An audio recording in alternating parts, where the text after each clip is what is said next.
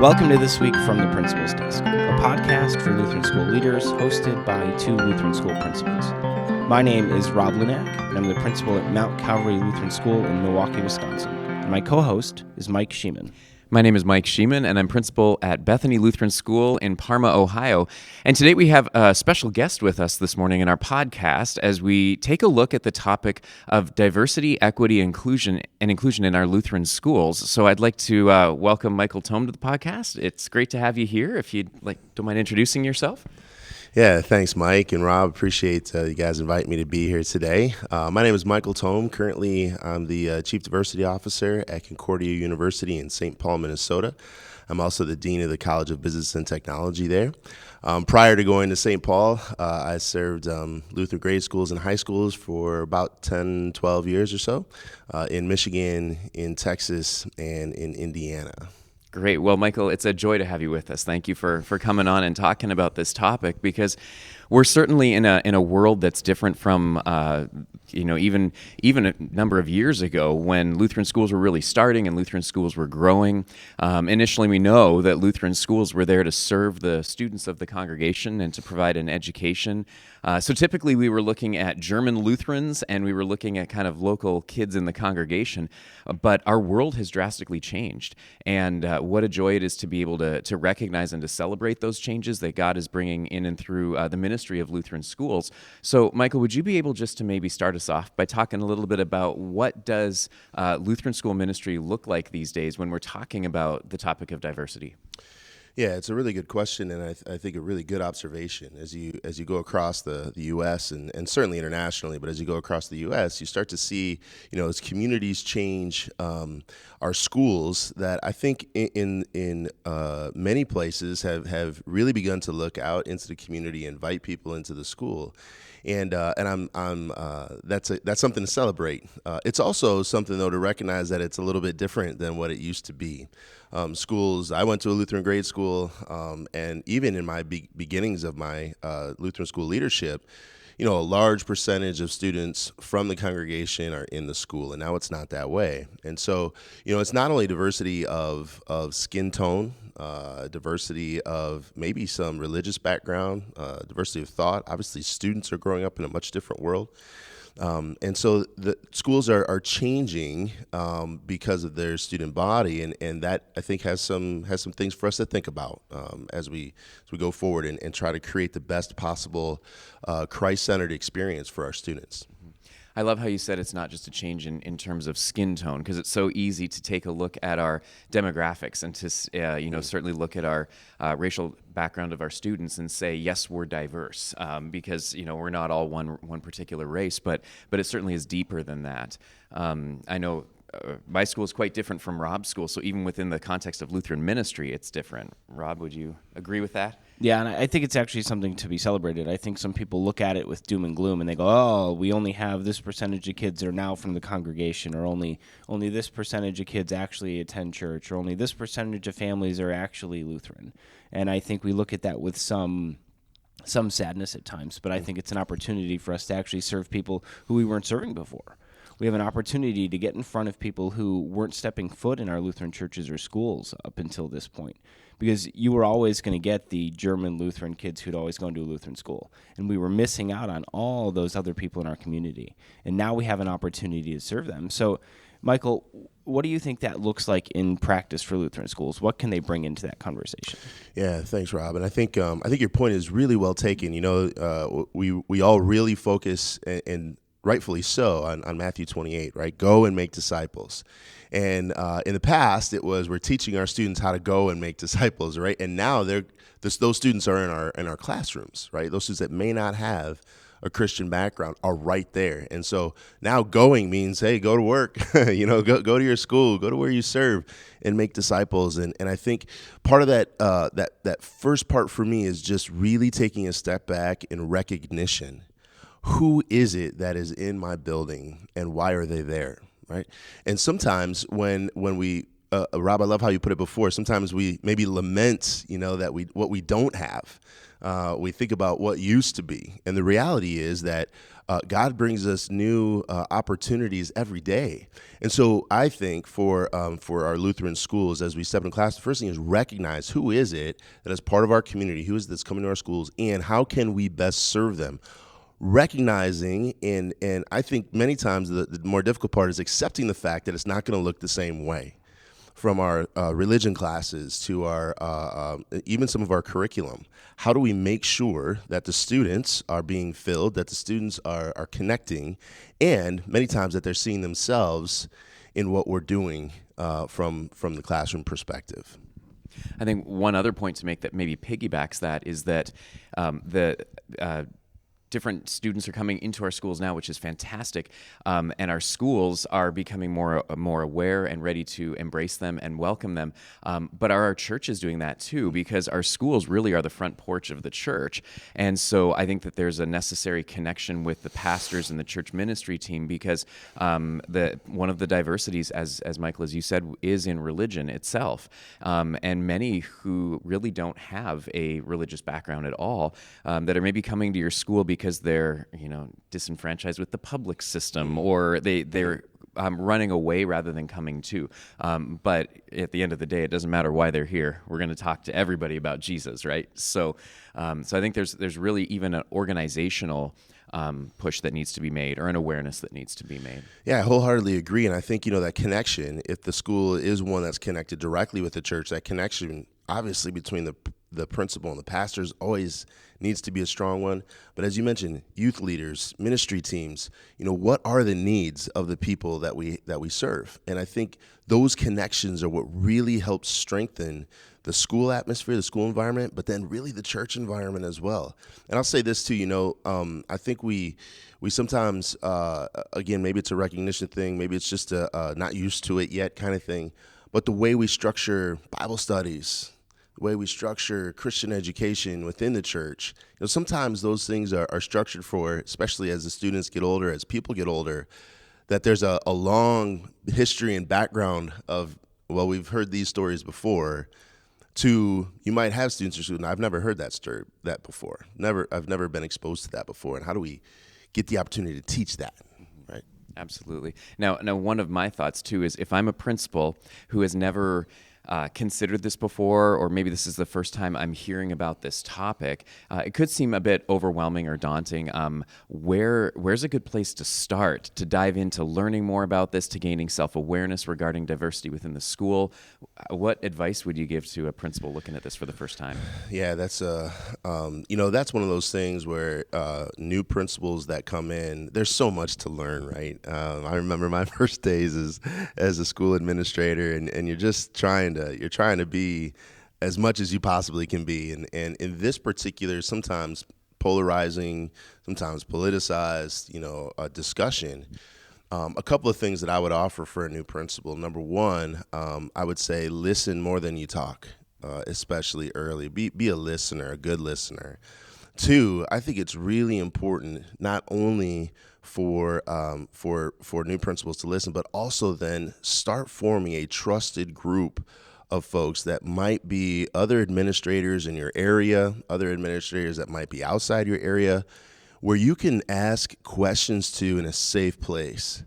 So jotting down those things that I just don't know this question. Write it down, keep a journal, and then you have some people, maybe some veteran principals, some folks that have kind of been through it a little bit, but then you have a safe place to go and you can ask questions, because I think that's one of the things that we're fearful of is we don't want to say the wrong thing. We don't want to ask the wrong question. We don't want to do this, that, and everything else.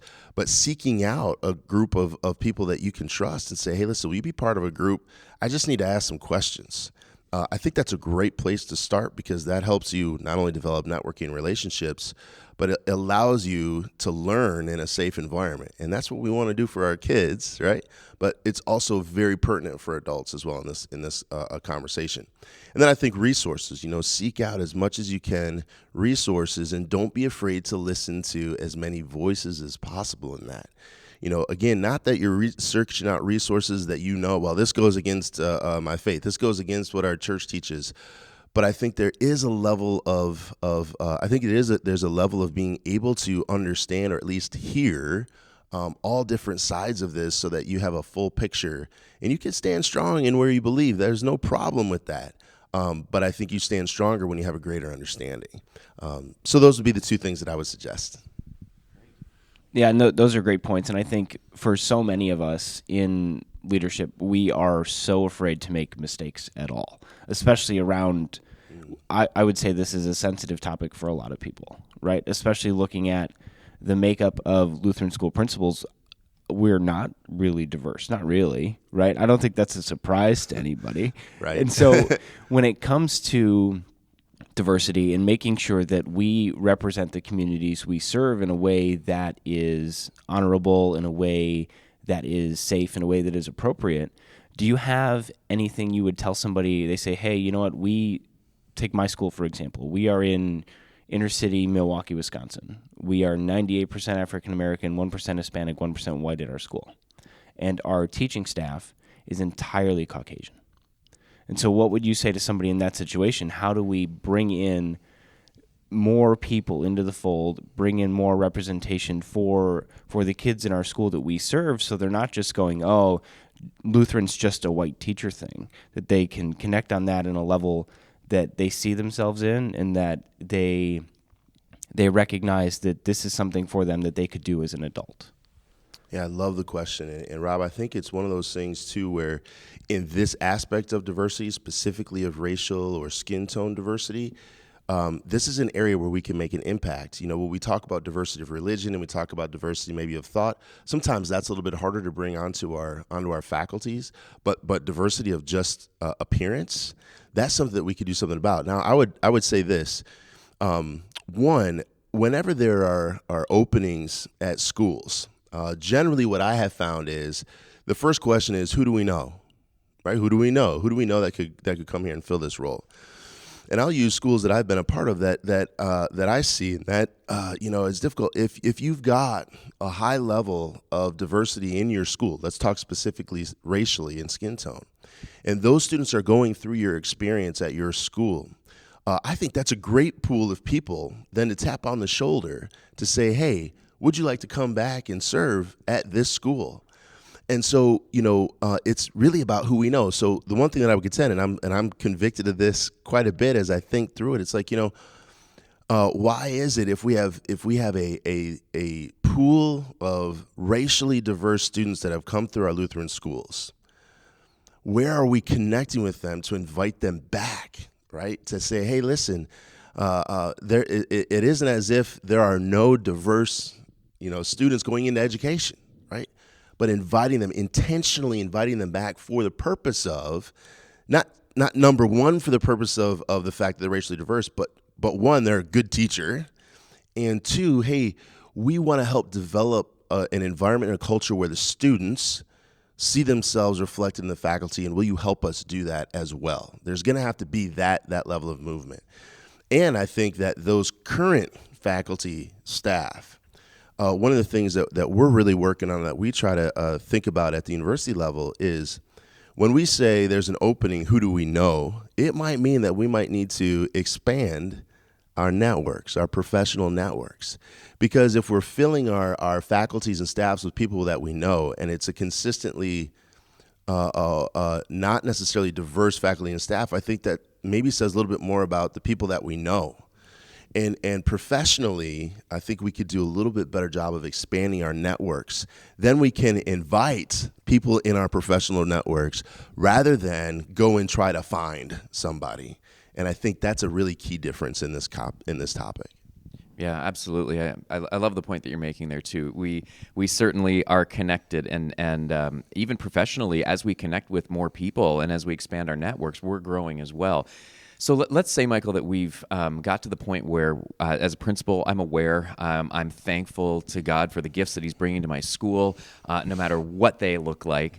And I'm to the point now, though, where I need to work with the staff because I get it as the principal. What types of resources are available, or how would you go about teaching a staff about the topics of diversity, equity, and inclusion?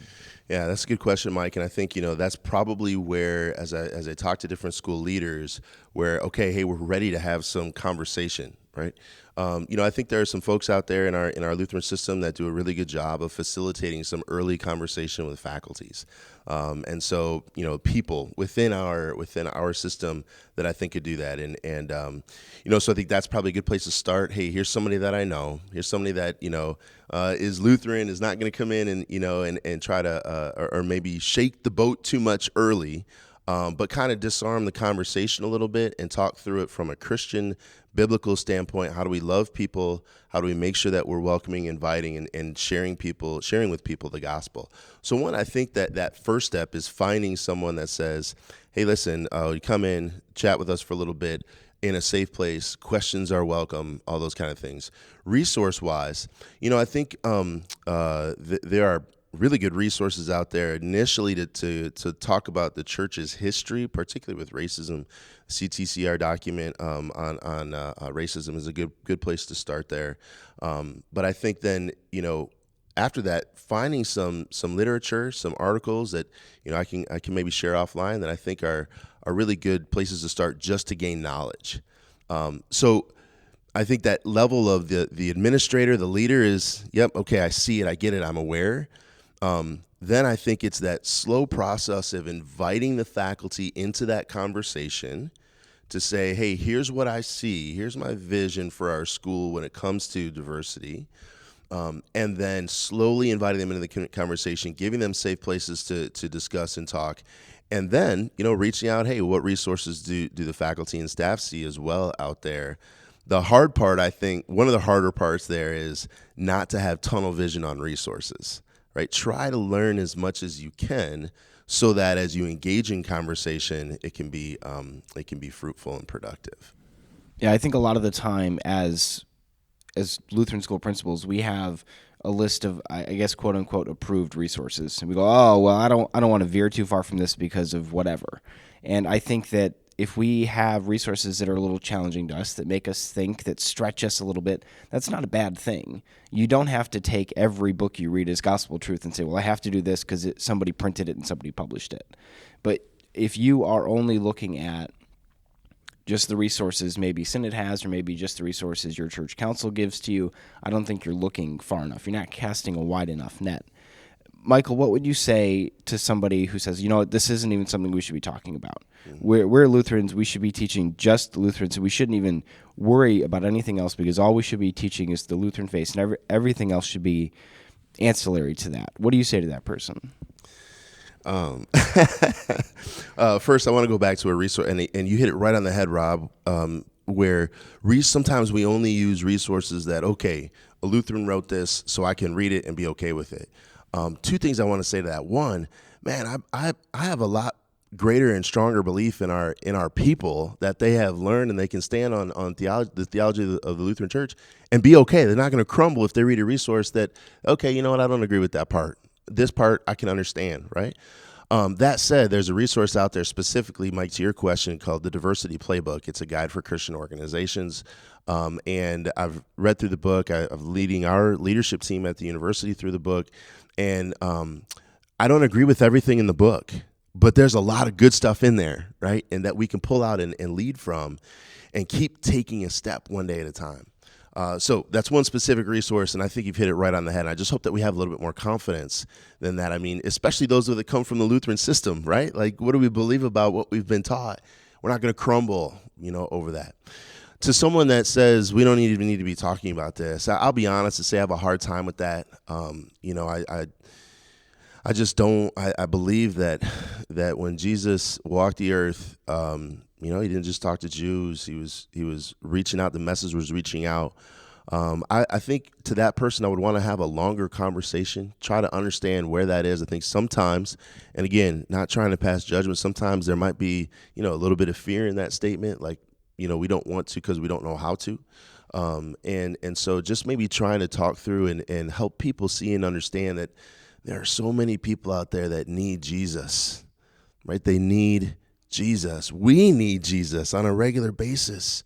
And so sharing that to me is why we get into the business of Christian education to begin with. Our schools, by nature and throughout history, have not been, kind of what they call covenantal schools, where you come in and say, you can only come here if you believe this. Now, maybe in some cases that's what it's turned into because that's the majority of the student. But really, by nature, that hasn't been the purpose. We're more missional driven. We want to share the gospel with people. And so I would love to engage with people to talk about that and just get a little bit deeper sense of where that comes from and try, after listening, but try to offer, that we really, this message is so for everyone. And those aren't my words. Those are Jesus' words. Yeah, I love that. You're absolutely right. Jesus didn't say, go therefore and make disciples of German Lutherans. He clearly spelled out all nations. Yeah. And I feel like we certainly have all nations. They're coming now to us. What a joy it is to receive them, to receive all people into our schools. So this is intended just as an initial kind of splash of water in the face for principals that are starting to think and dive into this topic a little bit. Mychal, as we wrap this up, is there any kind of last words that you might have of encouragement as principals go through this topic? Yeah, absolutely. And words that I remember every day. One, God is always with you. He promises never to leave you. Jesus is in the tough conversations as well.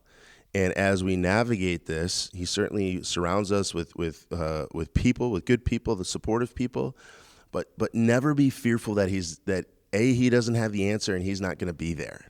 And that's just, I think, kind of a general message, principles in general, but specific to the conversations that cause some emotion, that cause some passion, that cause some polarization.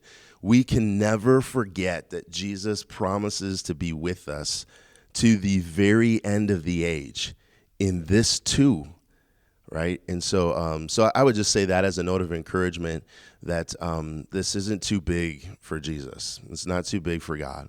And he promises to be with us, and we hold true to those promises.